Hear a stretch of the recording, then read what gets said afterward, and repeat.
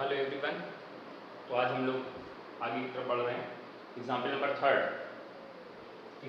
Third थोड़ा सा अलग हटके थोड़ी एग्जाम्पल थर्ड और फोर्थ को थोड़ा ध्यान से देखिएगा। लिखा है सिद्ध कीजिए कि वक्र y square in bracket 4a x plus a sine x upon a के वे बिंदु जहां पर स्पर्श रेखा x अक्ष के समांतर है एक परवलय पर स्थित है। देखिए यहाँ पर बड़ी अजीब कहानी करी गई है। इस सवाल में थोड़ा सा ध्यान से समझिए कि से ये सिद्ध करके दिखाना है कि इस वक्र की वे बिंदु जहां पर स्पर्श रेखा x अक्ष के समांतर है एक परवलय पर स्थित है। यानी कि आपको क्या करना है, इस वक्र की स्पर्शी के बारे में काम करना है और वो जो स्पर्शी आनी चाहिए वो एक परवलय आनी चाहिए, परवलय की समीकरण आनी चाहिए। या दूसरे शब्दों में कहा जाए कि इस वक्र पर उन बिंदुओं की स्पर्शी के लिए बिंदुपथ ज्ञात कीजिए जिन पर खींची गई स्पर्शियां x अक्ष के समांतर हैं और वो बिंदुपथ जो आना चाहिए वो वो परवलय का इक्वेशन होना चाहिए। परवलय यानी y² = 4x का फॉर्मेट होना चाहिए। तो बात को समझिएगा ध्यान से। बिंदुपथ, यहाँ पर एक शब्द का मीनिंग निकल रहा है बिंदुपथ। आपको 11th में भी बताया कि बिंदुपथ की बात करते हैं तो हमेशा एक पॉइंट h, k माना जाता है। क्या माना जाता है? h, k। x1, y1 फिर नहीं मानते हम लोग। पॉइंट क्या मानेंगे? h, k। और पूरे क्वेश्चन को इसके अकॉर्डिंग सॉल्व करेंगे और लास्ट में h के स्थान पर x और y के स्थान पर k को रिप्लेस कर देते हैं, बिंदुपथ निकल आता है। नहीं बताया था तो फिर से हमने आपको बता दिया। बिंदुपथ, जब भी बिंदुपथ, अब इसमें सवाल में बिंदुपथ कहा नहीं गया लेकिन मीनिंग निकलता है कि वह एक परवलय है, वह एक परवलय की समीकरण है। यानी उसका बिंदुपथ जो है वो बिंदु क्या बना रहा है? परवलय बना रहा है। तो बिंदुपथ का मीनिंग निकल रहा है इसमें, इसलिए हमने इसका ये क्या बिंदु मानेंगे? माना स्पर्श बिंदु h, k है। हमने क्या मान लिया? स्पर्श बिंदु h, k। क्या इक्वेशन बन जाएगी बेटा यहाँ से? k² = 4a in bracket h plus a sine h upon a। ये इक्वेशन, पहली इक्वेशन हमारे पास बन के आ जाएगी। कोई इसमें दिक्कत हो तो आप हमें बता दीजिए, जरूरत पड़ने पे इसको हम चेंज करेंगे। फिर दूसरा जो हमारा वक्र दिया गया इसका करेंगे डिफरेंशिएशन। इसका क्या करेंगे? डिफरेंशिएशन। क्या वैल्यू आएगी? 2y dy/dx। 4a ऐसे लिखा रहेगा, x का डिफरेंशिएशन 1 हो जाएगा, a ऐसे लिखा रहेगा, sin x का differentiation cos x upon a हो जाएगा। फिर मन में क्वेश्चन पूछोगे क्या ये a है, तो जवाब मिलेगा ये 1 अपान x अपान a। दोबारा डिफरेंशिएशन करो तो 1 अपान a आ जाएगा और इससे ये कैंसिल हो जाएगा। तो कुल मिला के क्या आ गया? dy/dx = 4a in bracket 1 plus cos x upon a। तो dy/dx की जब वैल्यू निकालोगे तो dy/dx की जब वैल्यू आप निकालोगे तो 4a यानी यहाँ हो जाएगी 2a upon y in bracket 1 plus cos x upon a। स्पर्शी की प्रवणता निकालोगे, स्पर्शी की प्रवणता dy/dx एट h, k। क्या वैल्यू आएगी?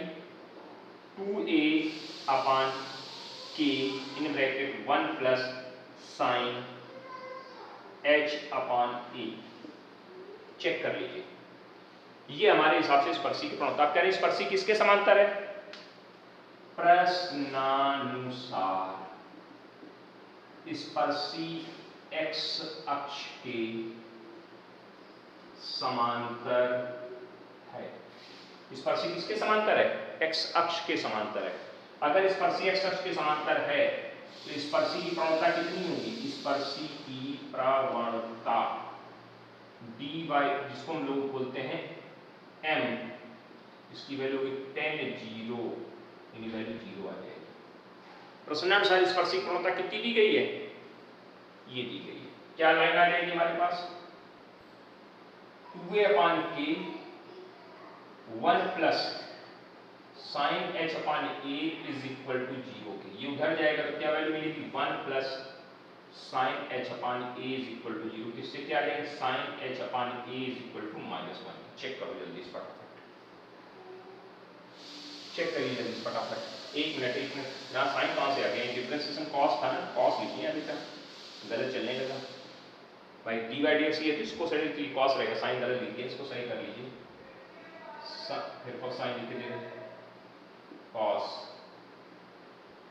एच अपान ए की वैल्यू कितनी निकल के बाहर आ गई, ये आ गई, इक्वेशन नंबर ए बना ली, कॉस एच अपान ए की वैल्यू मिल गई।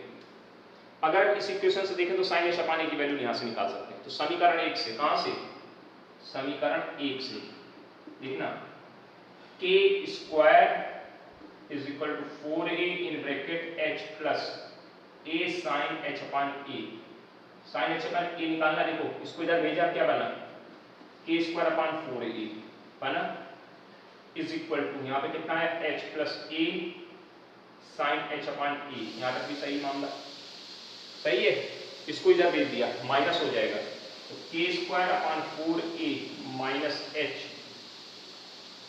ठीक, is equal to a sine h upon a के, चेक करते जाइएगा, चेक करते जाइए, कहीं कोई दिक्कत हो तो बताना, है ना। हाँ यहाँ तक मामला सही है, कोई दिक्कत हो तो बताइएगा, ठीक। अच्छा आगे बढ़िए, इससे साइन एच अपान ए की वैल्यू कितनी निकली, sine h upon a is equal to 1 upon a in bracket के square upon 4a minus h, ये इक्वेशन नंबर बी बन गई।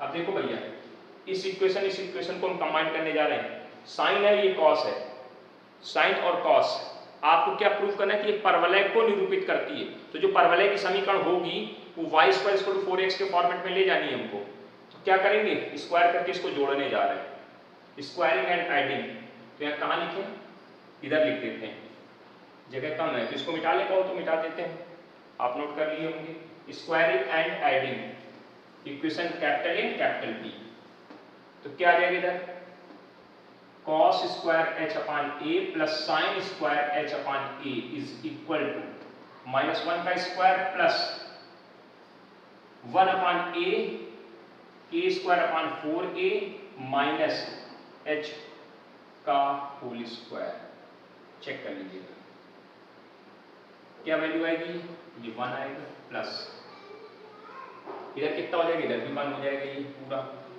यहाँ क्या आएगा 1 upon a square in bracket 1 upon a square, देखो ध्यान से, कोई दिक्कत हो बताइएगा, इन ब्रैकेट के square upon 4a minus H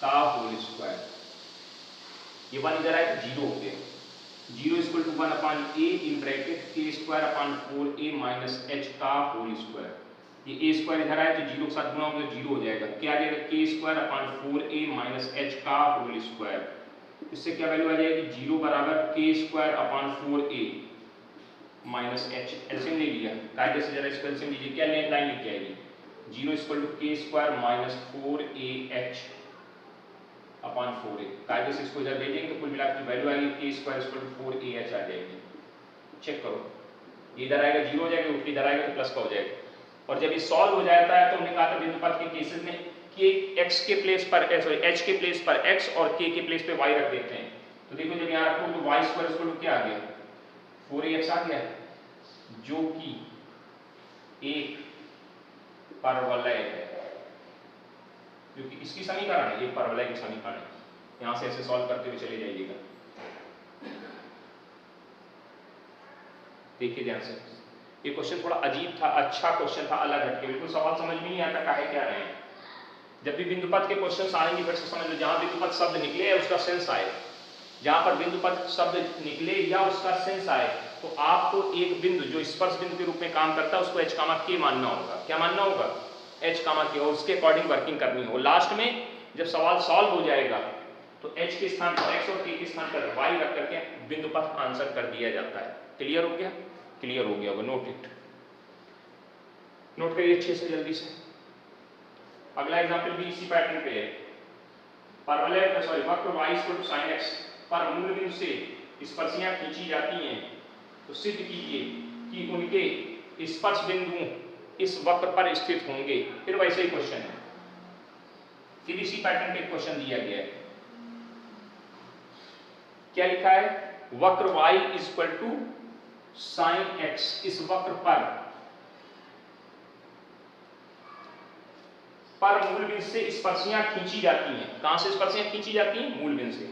देखिए एक वक्र इस तरह से मान लीजिए है और ये आपका मूल बिंदु है, इससे स्पर्शियां खींची जा रही है। तो ये स्पर्शियां इस वक्र को कहीं ना कहीं तो कट करेंगे, नहीं जाती कहीं ना कहीं कट करेंगे, उसको स्पर्श बिंदु बोलेंगे, उसके कोऑर्डिनेट हमने h कामा k मान लिया। क्यों फिर h कामा k मान लिया? क्योंकि देखो आपको जो आंसर कर रहे हैं, अगर सिद्ध करो कि उसके स्पर्श बिंदु का बिंदु पथ नहीं लिखा, उसका स्पर्श बिंदु इस वक्र पर स्थित है, तो जब भी कभी आंसर वक्र में आ रहा है, मतलब इसमें आंसर चाहिए कि इसका स्पर्श बिंदु इस पर है, यानी वो वक्र जो आएगा वो एक्चुअली क्या है? बिंदु पथ है। तो बिंदु पथ का क्वेश्चन एक ही है। ठीक, तो जरा देखिएगा ध्यान से, मूल बिंदु से खींची गई स्पर्शनियां, ठीक है, अच्छी बात, उसको हम समझेंगे बाद में। तो पहले तो हमें स्पर्श बिंदु मानना पड़ेगा। माना स्पर्श बिंदु x1 कामा, माना स्पर्श बिंदु h कामा k है।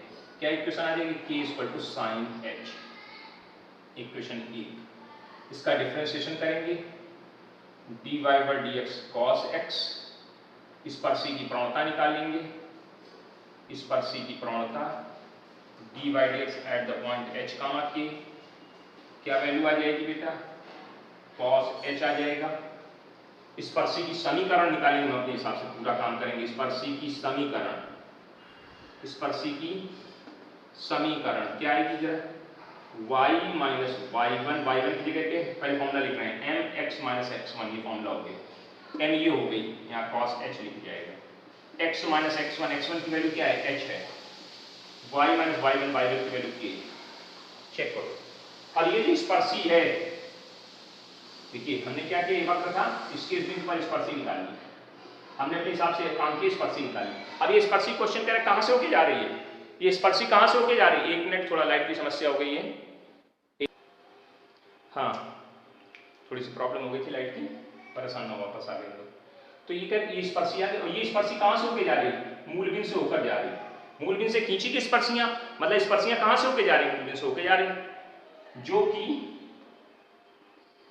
0,0 से होकर जाती है, लिख लेंगे। अब 0,0 से होकर जाती क्या लाइन आएगी? 0 minus k is equal to cos h, 0 minus h। Check करो, कुल मिला क्या वैल्यू आएगी? Minus k is equal to minus h cos h। इससे क्या आ जाएगा? k upon h is equal to cos h। सीधा करेंगे cos h इक्वल टू कितने के? k upon h। Equation number B या सेकंड, जो भी बोले आप। ये फर्स्ट है, सेकंड, इसको ऐसे लिखो क्योंकि जब cos इधर है तो यहाँ पे इसको सेकंड बना दो। अब समीकरण एक और दो को स्क्वायर करके जोड़ दो, cos और sin को गायब करना है, स्क्वायरिंग एंड एडिंग, क्योंकि हमें जो आंसर देना है, जो लिखा हुआ उसमें sin और cos नहीं आ रहा, तो हटा दीजिए sin और cos को। कैसे? Squaring and adding. तो k square upon h square is equal to कितने के? sin square h plus cos square h। ये वैल्यू 1 हो गई। एलसीएम कितना आया? h, k square h square plus k square, इसको उधर दे दो, तो k square h square plus k square is equal to कितने के? h स्क्वायर के। सॉल्व हो गया, तो h के स्थान पे x और k के स्थान पे y रखो, तो क्या आ जाएगा? y square x square plus k के स्थान पे y square is equal to x square. इसे सिस्टमैटिक तरीके से लिखो, तो x square y square is equal to x square minus y square. यही आंसर शायद मांगा है कि इस वक्र पर स्थित है। जब भी कहें कि आपको किसी भी चीज के ये इस वक्र पर स्थित है, तो इसका मतलब वो बिंदु पथ की बात कर रहे हैं।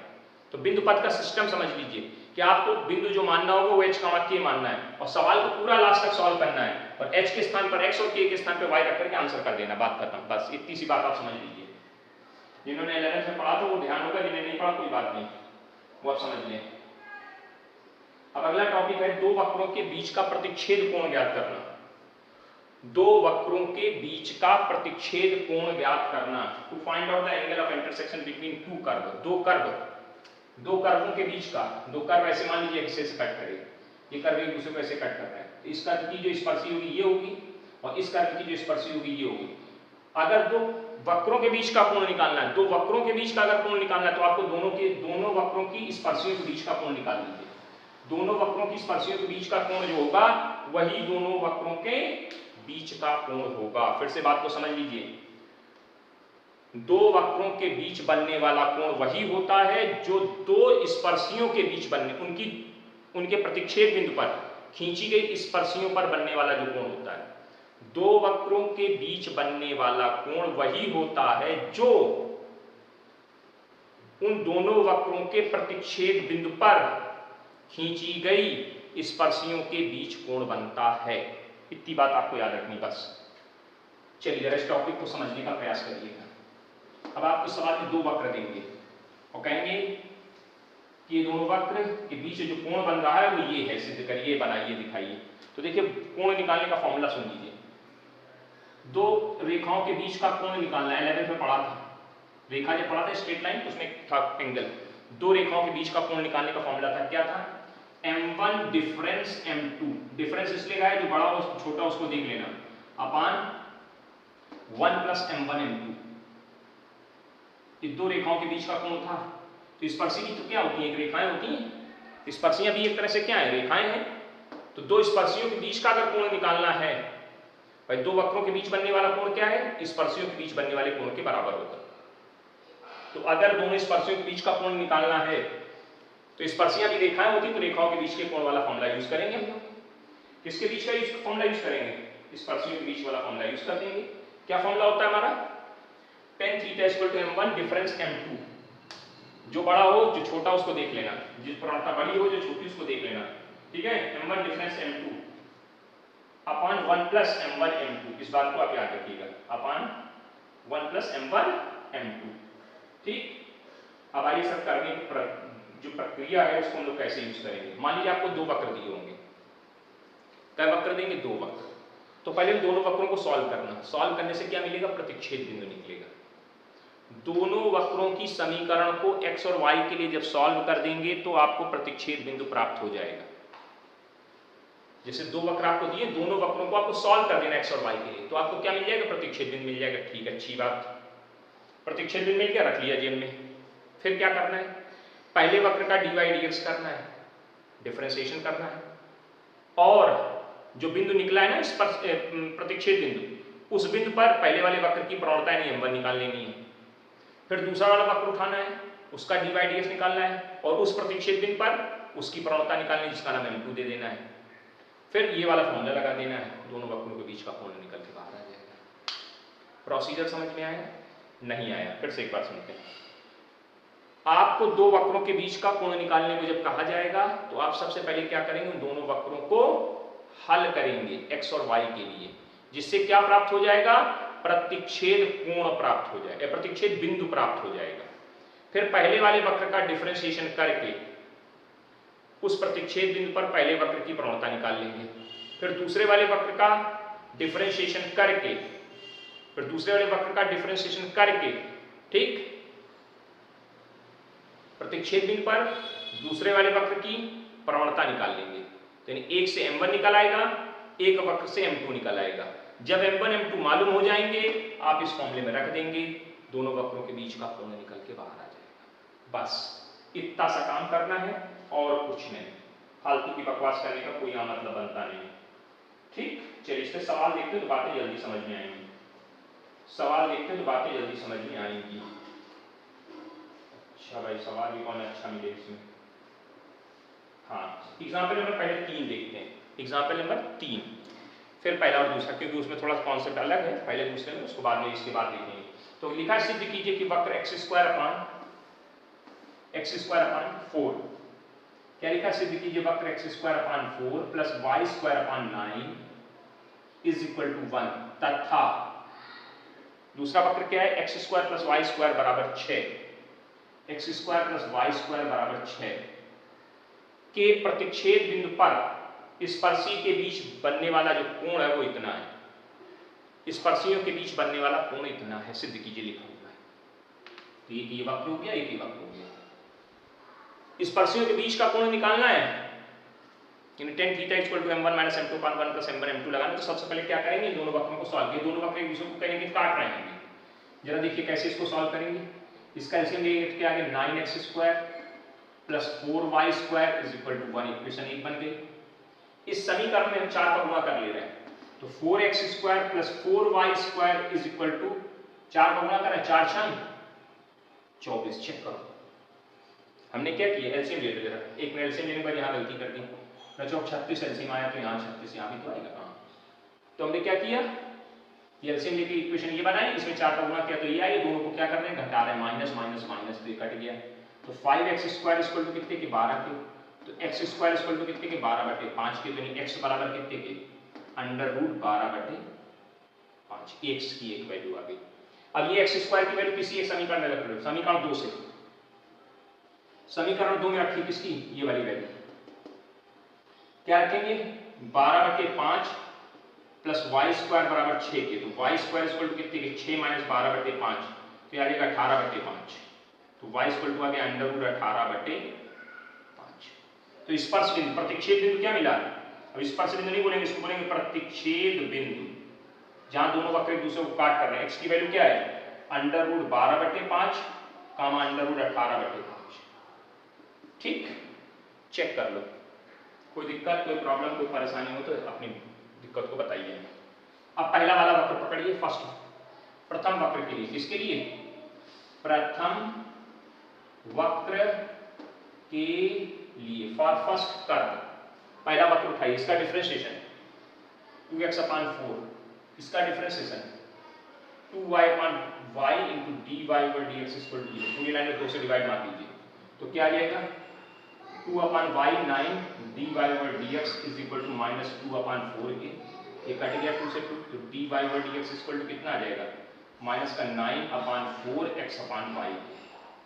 चेक कर लीजिए, सही है। m1 बराबर m1, पहले वाली वक्र की प्रवणता निकाल ले, तो अभी यहाँ लिखने की जरूरत नहीं, m1 लिख दिया सीधे। तो dy/dx eight the point, point क्या है आपका √12/5 √18/5, रखिए जरा इसको, -9/4 ऐसे लिखा रहा, यहाँ पे क्या लिखेंगे √12/5, नीचे √18/5, √5 5 कट जाएगा, तो क्या करेंगे कुल मिला के क्या वैल्यू आएगी -9/4 √12/18, ये कटेगा तो -9/4 √2/3। चेक कर लो, 6 से काट दिए, ये m1 आ गई। m2 निकालिए द्वितीय वक्र के लिए, दूसरे वक्र के लिए, द्वितीय वक्र के लिए for the second curve, for the second curve क्या आएगा भैया जरा बताना। इसका वक्र का डिफरेंशिएशन 2x, इसका 2y dy/dx बराबर 0 के, इससे dy/dx की जो वैल्यू निकलेगी -x/y आ जाएगी। m2 निकालोगे dy/dx eight the point, point हमारा क्या है √12/5 √18/5, जैसे इसको यहाँ रखोगे क्या आएगा -√12/5 मेन ऑब्लिक √18/5, कटेगा क्या वैल्यू आएगी -√2/3। देख लो, चेक कर लो, एक m1 निकला है, एक m2 निकला है, ये और ये स्पर्शियों के मध्य बना कोण क्या होगा tan theta is equal to m1 minus difference m2/1 plus m1 m2। Difference इसलिए लगाते हैं जो बड़ा और छोटा उसमें घटाना है, बड़े में से छोटे घटाना है। अब ये बताओ ये बड़ा है कि ये बड़ा है, देखो ये तो इसको मान लो x लिखा है, ये -x लिखा है, -9/4x लिखा है, तो 9/4 बड़ा होगा, मतलब 9/4 की वैल्यू और इसको माइनस नेगेटिव है तो ये बड़ा होगा, ये छोटा माना जाएगा। नेगेटिव में जो बड़ी संख्या होती है जिसकी न्यूमेरिकल वैल्यू बड़ी होती है, नेगेटिव में बड़ा हो जाता है, ये छोटा हो जाता है, और जो जिसकी न्यूमेरिकल वैल्यू छोटी होती है वो बड़ा हो जाता है नेगेटिव साइन पे। तो यानी ये बड़ा है और ये छोटा, यानी हम फॉर्मूला यहाँ क्या यूज करेंगे m2 - m1, क्या यूज करेंगे पहले इसे पूरा ऐसे बेसिक लिख दिए m1 डिफरेंस m2, अगर इस टर्म में क्या लिख जाएगा m2 - m1/1 plus m1 m2। Check करो जरा वैल्यू, बताइए ये ऐसे लिखोगे -2/3 और माइनस माइनस जैसे इसकी वैल्यू रखोगे माइनस माइनस प्लस हो जाएगी 9/4 √2/3, नीचे मेन oblique 1 plus minus √2/3 into minus 9/4 √2/3। Check करो, कैलकुलेशन करना है मात्र, देखिए ध्यान से, इसमें से जब जोड़ा जारी करेंगे तो 5 समथिंग क्या आ जाएगा, 9/4 में से 1 घटा दीजिए तो 5/, कहाँ लिख देते हैं, यहाँ लिख देते हैं, बीच में इस जगह की जगह खाली यहाँ लिख देते हैं कैलकुलेशन। तो यहाँ बचेगा 5/4। देखिए इसको जब एलसीएम लेके सॉल्व करोगे तो एलसीएम में कितना आएगा, 4 आ जाएगा माइनस का, 9 में से 4 घटे 5/4 √2/3, 2/3 अपॉन नीचे आइए 1 प्लस माइनस माइनस प्लस हो गया। देखो देखिए 9/4 ऐसे लिखा रहेगा, 2/3 लिख जाएगा ये, 2/3 कैलकुलेशन करिए, 5/4 √2/3 मेन ऑब्लिक, इकट्ठा 2 बार, इकट्ठा 3 बार, ये क्या बन गया 3/2। जब एलसीएम लेके सॉल्व करें तो 5/2 बन जाएगा, क्या बन जाएगा 5/2।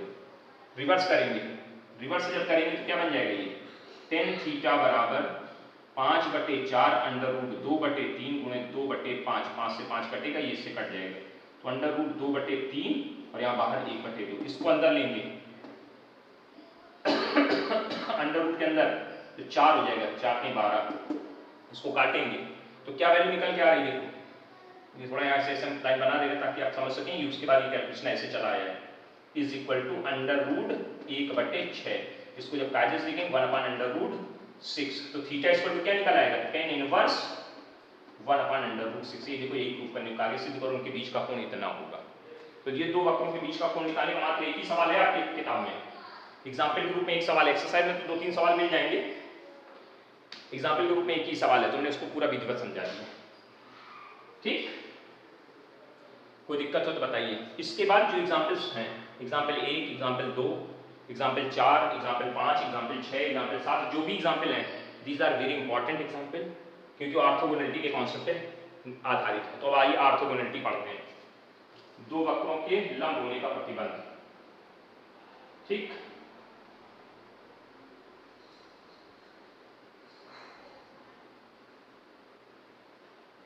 अब देखिए इसमें एक शब्द आता है, दो वक्रों के परस्पर समकोणी होने का प्रतिबंध। समकोणी मतलब लंब होने का प्रतिबंध।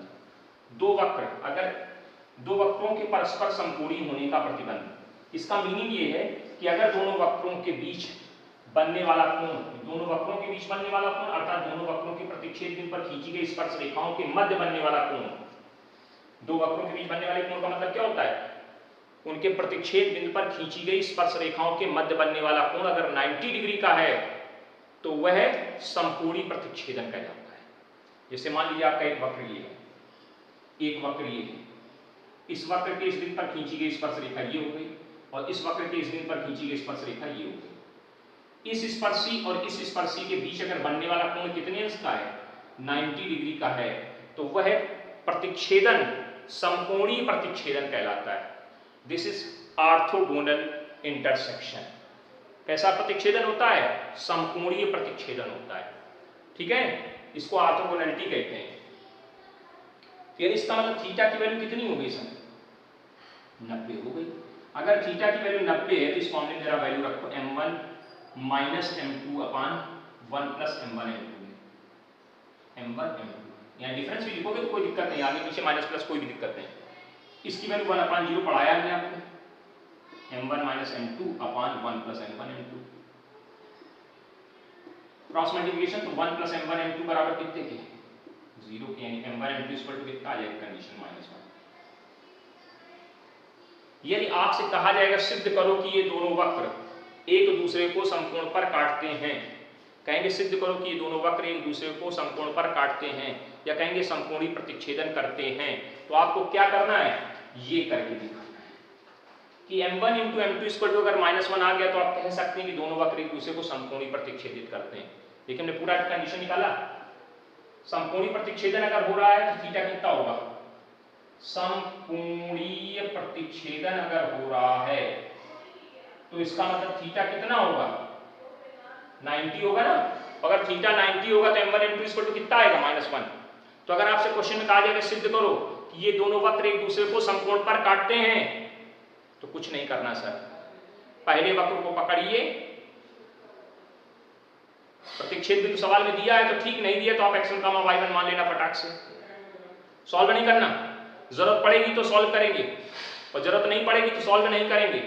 ठीक, माना प्रतिच्छेद बिंदु x1 y1, अगर प्रतिच्छेद बिंदु है तो वो पहले वक्र की समीकरण को भी संतुष्ट करेगा, दूसरे वक्र की समीकरण को भी संतुष्ट करेगा। ध्यान से देखिए, प्रतिच्छेद बिंदु पहले वाले वक्र पर भी स्थित होगा x1, y1, यानी पहले वाले वक्र की समीकरण को भी संतुष्ट करेगा, और दूसरे वाले वक्र पर भी स्थित होगा तो दूसरे वाले वक्र की भी समीकरण को संतुष्ट करेगा। अब दोनों समीकरण को संतुष्ट करेगा x1, y1, तो यानी x1, y1 की दो इक्वेशन बन जाएंगी तुरंत की तुरंत। अब कहोगे सर दोनों को सॉल्व करेंगे ना, सॉल्व हम तब करेंगे जब हमको लास्ट में यहां पर अगर x1, y1 की जरूरत पड़ेगी तो सॉल्व करेंगे, नहीं तो सॉल्व नहीं करेंगे, बना के रख लेंगे, जरूरत पड़ेगी तो यूज कर लेंगे, नहीं पड़ेगी नहीं करेंगे। चलिए जरा सवाल देखते हैं। आइए सर, पहला सवाल नोट कर लिया होगा आपने, नहीं नोट किया तो वो करके आप नोट कर लीजिए। सिद्ध कीजिए वक्र x square minus y square equal to 16। पहला वक्र x square minus y square equal to 16 और दूसरा वक्र x y बराबर 15।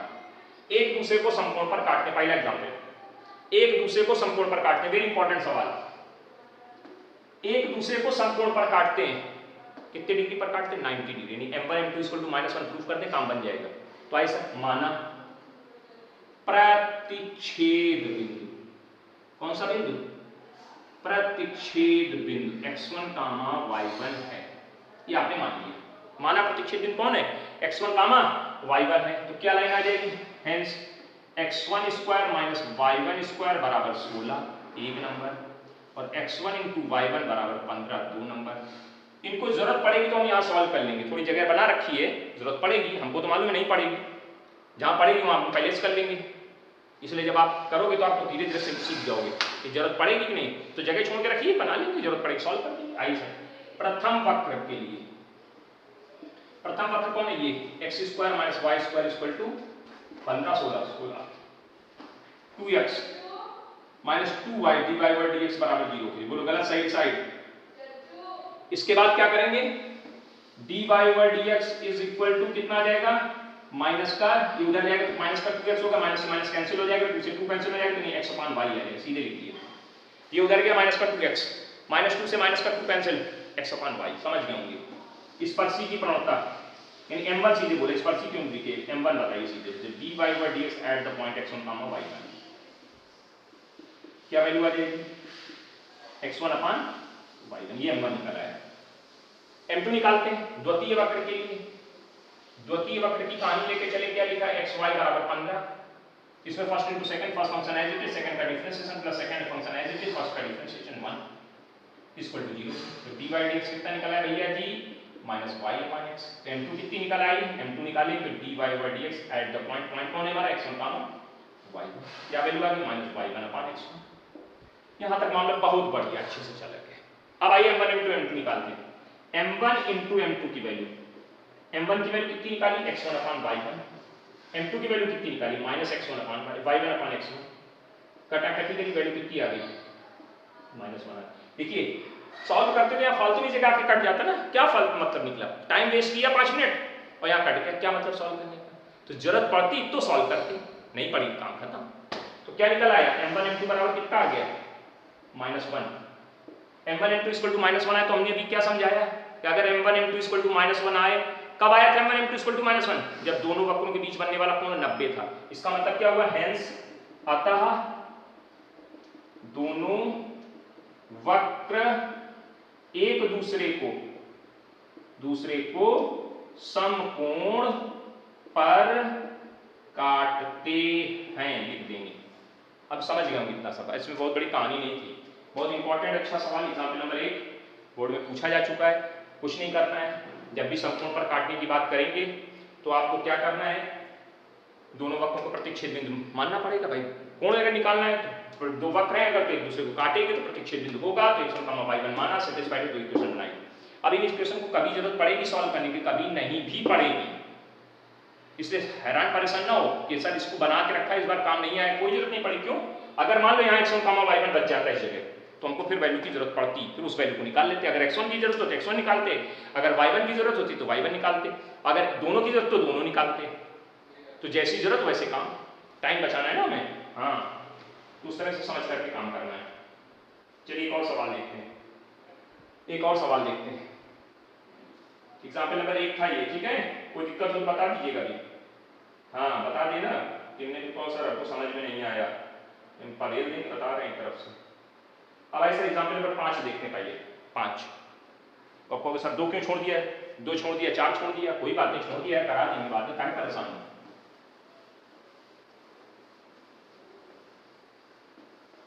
आ रहे हैं एक एक करके नंबर लेके। चलिए अगला एग्जाम्पल है, कह रहे हैं वक्र एक दूसरे को समकोण पर काटते, फिर वैसे ही बात करती है। 2 वक्र दे दिए हैं, पहला वक्र लिखा है x³ minus 3xy square is equal to a, 3xy square equal to a, और दूसरा वक्र दे दिया है हमें 3x square y minus y³ बराबर b। कह रहे हैं दोनों वक्र एक दूसरे को समकोण पर काटने सिद्ध कीजिए। कुछ नहीं करना, बड़ा सिंपल काम है। पहले तो मान लेना, यहां लिख देते हैं, माना प्रतिच्छेद बिंदु x1, y1 है।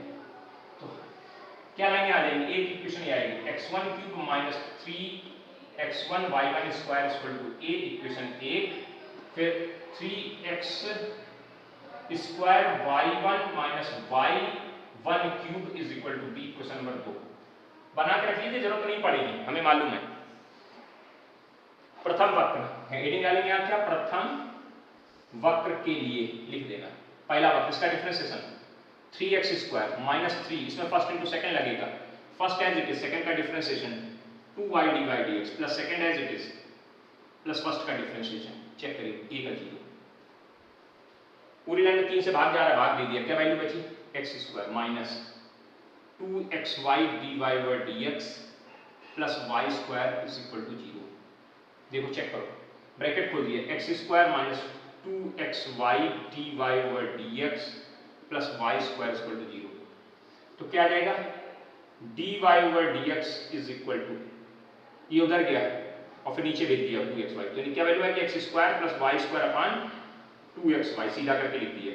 m1 बताओ कितनी निकल के आ जाएगी, x1 square plus y1 square upon 2 times of x1 y1।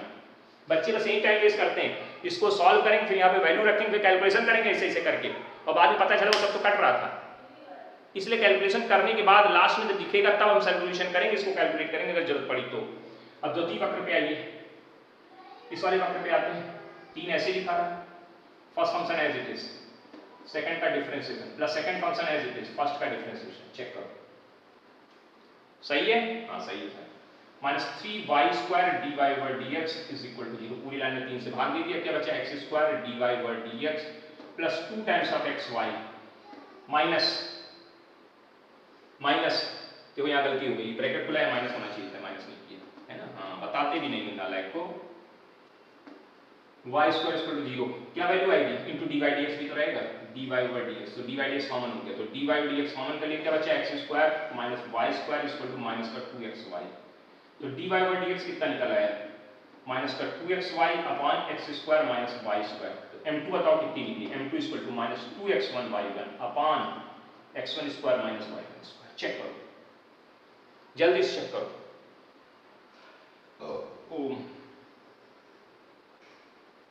सही है, सही होगा, सही है तो सही है ना, हाँ।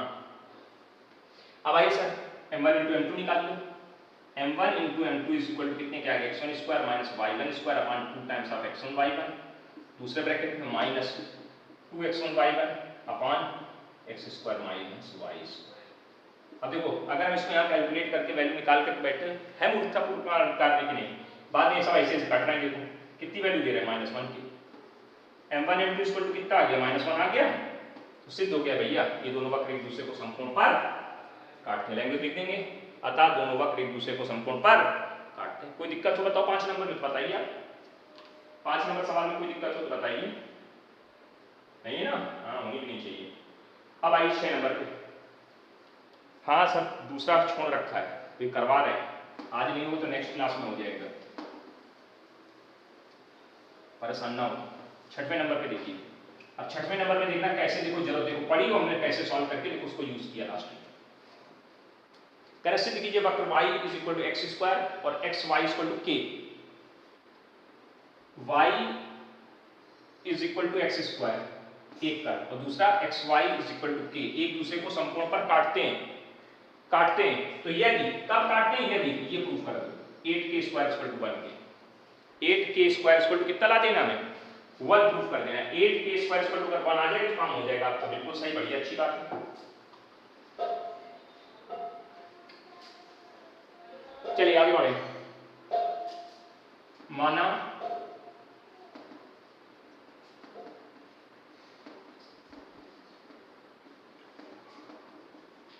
पहली इक्वेशन और ये दूसरी इक्वेशन, जरूरत पड़ेगी तो यूज करेंगे। हेडिंग वाली प्रथम वक्र y = x², क्या बात वैल्यू आएगी dy dx = 2x की। m1 कितनी निकल के बाहर आएगी 2x1।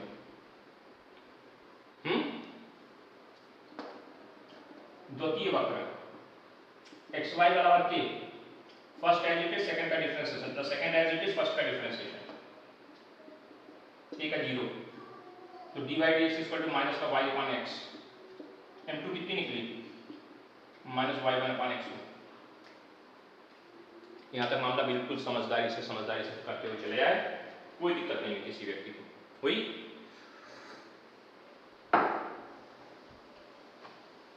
अब आगे सुनिए, क्या लिखेंगे, चूंकि वक्र एक दूसरे को समकोण पर काटते हैं, एक दूसरे को किस पे काटते हैं समकोण पर, तो m1 m2 = किसके बराबर होगा -1 के। m1 की वैल्यू 2x1, m2 की वैल्यू -y1/x1 = यानी क्या आ जाएगा x1 कट गया, -2y1 = 1 के -1 के। देख लो यहां तक कोई दिक्कत हो तो बताइए, यहां तक कोई दिक्कत हो तो आप हमें बता दीजिए, सही है। 2y1 = यानी क्या आ जाएगा 2y1 = 1 के। अब हमको किसकी जरूरत पड़ रही है, y1 की जरूरत पड़ रही है हमको, सॉल्व कर लीजिए। किसकी जरूरत है y1 की, तो put x1 = k/y1 in equation first, इससे इसकी वैल्यू रख के दे रहे हैं। y1 ऐसे लिखा रहा है k²/y1², तो ये इधर आ गया, तो y1³ = कितने के k²। इस लाइन का जरा क्यूब कर दो, इस पूरी लाइन का क्यूब कर दे रहे हैं, क्यों मैं y1³ की वैल्यू है मेरे पास, 8y1³ बराबर कितने के 1 के, 8y1³ बराबर कितने के 1 के, और y1³ की वैल्यू कितनी है k², तो यहाँ क्या आ जाएगा 8k² = 1। आंसर आ गया कि नहीं आ गया। देखिए जैसे सॉल्व कर, जितनी जरूरत पड़ी उतना सॉल्व किया, हमने पूरा सॉल्व करने का प्रयास नहीं किया है, हमने पूरा सॉल्व करने का प्रयास नहीं किया है। जितनी आवश्यकता y1 की नीड थी, तो y1 की वैल्यू यहां से निकाली और यहां पुट कर दी। नोट है कर दीजिए इसको भी।